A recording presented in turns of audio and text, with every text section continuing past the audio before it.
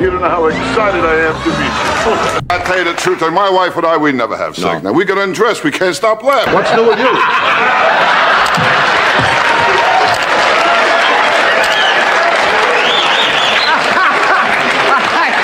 Most comedians try not to embarrass the host. Rodney Dangerfield seemed to enjoy doing exactly that. He walked onto the stage, adjusted his tie, and within seconds, both the host and the celebrity guests were struggling to keep themselves together as laughter completely took over. I told my psychiatrist I got no self-esteem. I think I'm nothing. He said, don't worry about it. You're not worth it. She strikes oil, okay? She's not. I had to go so bad I applied for a job. Got up this morning, picked up my shirt, a button fell off. Picked my briefcase, the handle fell off. I'm afraid to go to the bathroom. This was a man who claimed he got no respect, yet he always had the last laugh. And these reactions prove exactly why.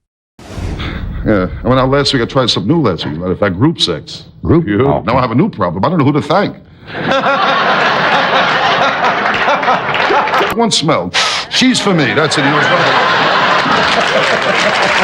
In 1986, Rodney walked onto Late Night with David Letterman and stepped straight into Letterman's territory. But he didn't just bring his jokes. He came armed with a list of his own for the very man who had made the top 10 list a late-night television legend. Now, life is tough. Nobody has it easy, nobody. You kidding? I mean, hookers are giving away toasters. All right. Okay, do a top 10 list. Rodney has a top 10 list here. Things I like to do, okay? Number 10, walk into ladies' rooms by mistake. Number 4, yell, I had her at weddings. Walk on a nude beach with a ruler. Yeah! Then somehow, even the dog ended up getting dragged into it. That was classic Rodney.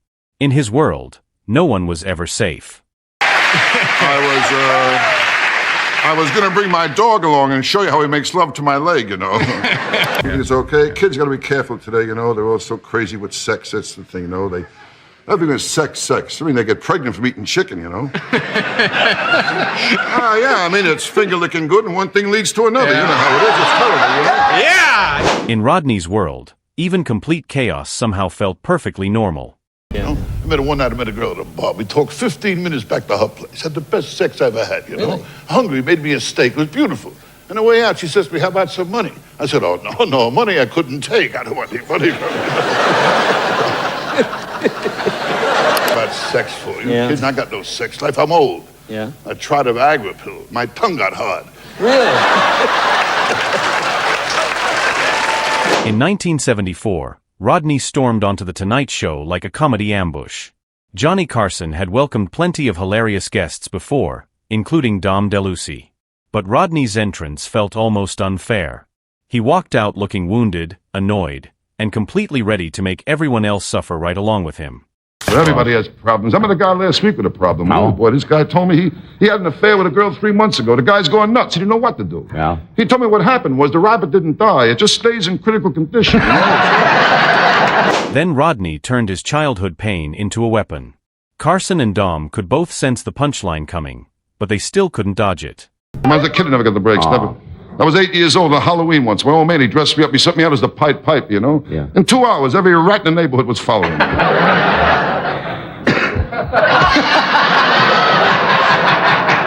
Dom became the secret weapon here. This wasn't polite laughter anymore. He looked completely overwhelmed by the joke.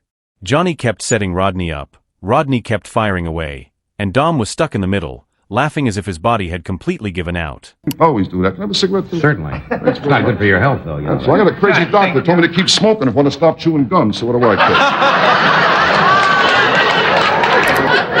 Is that the same doctor you, Dr. Vinny Boombat. Vinny Boombat. No, that's what I told her. I'll tell you, the girls I meet, they're all born under the same sign. Well, what's that? For rent.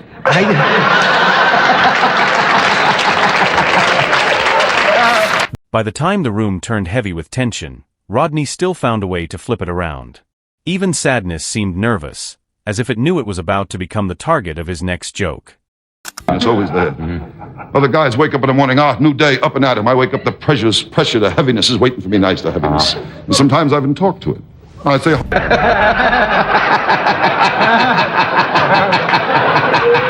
And Carson still had more punishment coming. Rodney wasn't finished with him yet. The next time, Johnny didn't just laugh. He looked like he was about to lose complete control of his chair. you'll be drinking early today. And I don't want to drink because I'm a bad drinker, I'll tell you that, Johnny. When I drink the next day, I got to do two things. I got to try and locate my car, and I got to bring back the car I took. I mean, I'm a bad drinker. Remember that one? Yeah, sure. Of course I do. Of course you do. You know a lot of my bed. I don't know. Bring on the next guy. I don't know what it is.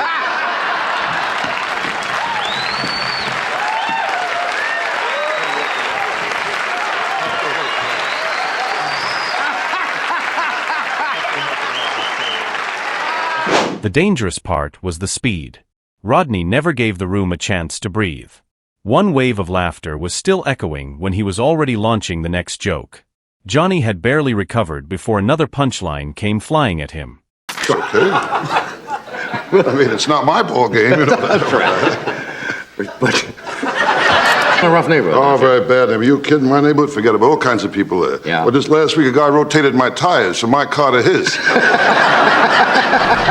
Well, one time I took out a real fat girl. Ooh, was she fat? Ooh, boy, big girl. Fat out there. She was so fat, I mean, during sex, guys asked directions. You know what I mean? Hi, you come here often? Don't worry, honey, I'm not making a play for you. How do I want this guy? Look. By 1997, Rodney was older, but he was no less dangerous. Conan brought the youthful, restless energy of a late-night host, while Rodney carried the presence of a man who had made generations of hosts nervous. Within seconds, the conversation had turned far too personal. 75, it's not a kid anymore, I guess, huh? I mean, I got no sex life, I just told you. I'm at the age now, if I squeeze into a parking place, I'm sexually satisfied. You really married a Mormon? That's right, I'm very happy, very happy. In fact, next week I'm marrying her sister.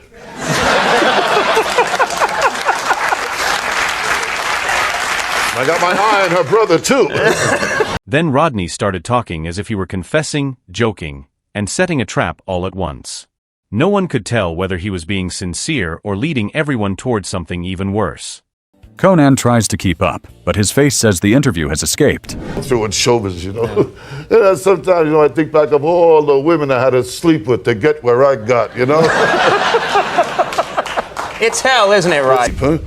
But, You really sucked me in there, Rodney. Then the footage explained everything. Rodney never had to play a character. He already was one. Nervous, messy, shameless, and so perfectly timed that every line landed like a weapon. oh, I'm sorry.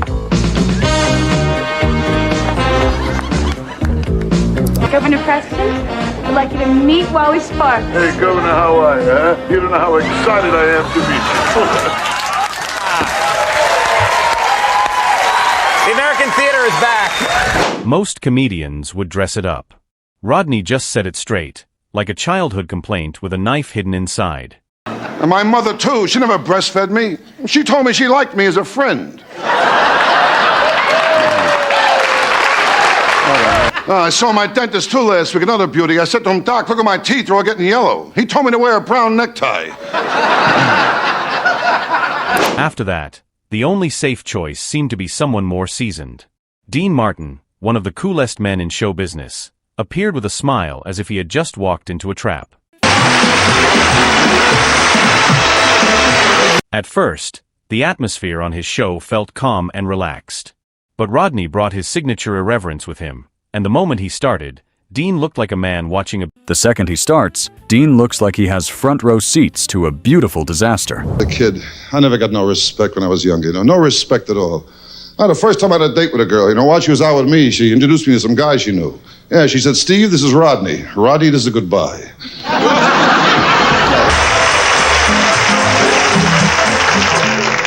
Rodney. Oh, thanks very much. You were great. I think I'll have a little pick-me-up myself, you know. Say, Teddy, let me have a little drink, will you? You know, the usual, the Shirley Temple, extra sugar. Okay? I'll tell you, Dean, with my car, I got nothing but trouble, nothing. Every Sunday, I take my family out for a push. I watch them, too, you know. No, I took my car in one place. The guy gave me an estimate for $100. I got the bill, it was $200. I said to him, how about the estimate for $100? He says, you're right, I forgot, that makes it $300. This Carson moment found Rodney in full attack mode. No warm-up, no slow build, just one self-deprecating punchline after another aimed straight at his own life. He opened with marriage, and everyone in the room knew trouble was coming. Well, with cigarettes, my wife and I, we made a deal, my wife and I. We only smoke after sex. I got the same pack now since 1975. Then the second hit lands, and it gets even nastier. Rodney does not just take the loss, he turns his whole marriage into a crime scene, then walks away with a straight face. What bothers me is my wife. She's up to 3 packs a day.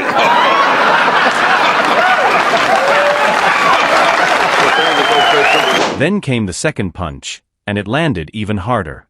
Rodney didn't just embrace failure. He turned his entire marriage into a crime scene, then walked away with a perfectly straight face. But I'll tell you one thing, when my wife does have sex, she screams. Ooh, especially when I walk in on her. Ooh. But the other day I told my kid, I said, someday you'll have children of your own. He said, so will you.